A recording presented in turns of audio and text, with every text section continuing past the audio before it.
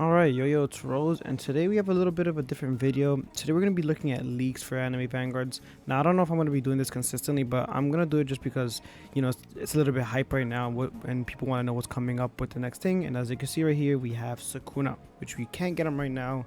He's going to be part of the 1.5 update, but here is an exclusive leak for his ability and stats. So here we have his ability. Here's upon activation damage, 400% for the duration of the attack. Damage plus 1% for each kill that he gets with Sinister Sanctum, up to 30%, and cleaves enemies, which is pretty cool. The model looks great. He's a dark unit, as you can see. Now keep in mind that we don't know if these are 100% official. These can all just be faked and someone could have made them. Yes, I mean, even if it looks really legit, it could still be very, it's very iffy because we don't know who's really giving this, and but this is what it looks like for now. Now let's go on to the next leak, which is about the battle pass. And so here he said that the battle pass is going to be from this guy, from Sion Ulster in the anime, and he's going to be a burn unit. So here we have his passive, Hawk on Flames. Attacks inflict burn equal to 10% of this unit's damage. Increases burn damage by 3% per attack up to 30. And then you have Annihilation, range plus 30, and if the enemy is burning, damage for each burning enemy up to 50%.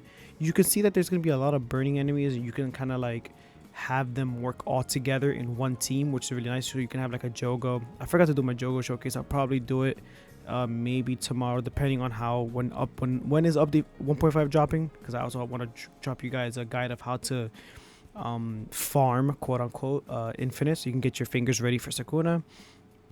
But yeah, this is what we got for the Battle Pass 50. Because remember that they do extend it over time. So pretty good unit. And then we have here a Mahito leak, which is very interesting.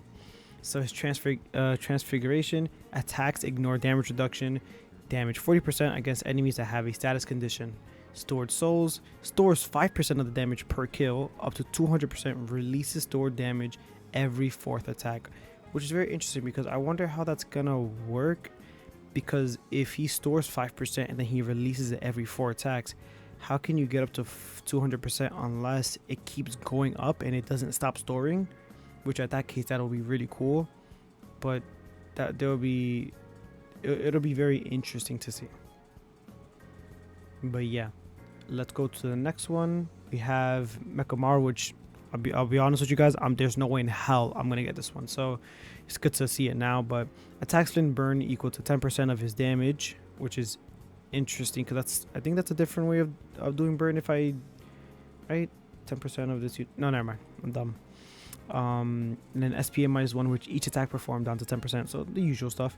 Then loses burn and he gains the blast ability typing, so this is new. Damage is 200%, and then every time he does an attack, he loses 35% of his damage, which each attack perform. Now this part, like, you don't need to upgrade him instantly to get to this part. Like, what you would do is probably like keep him in this, and then once like big enemies drop, you just spam him in infinite and just get this 200%.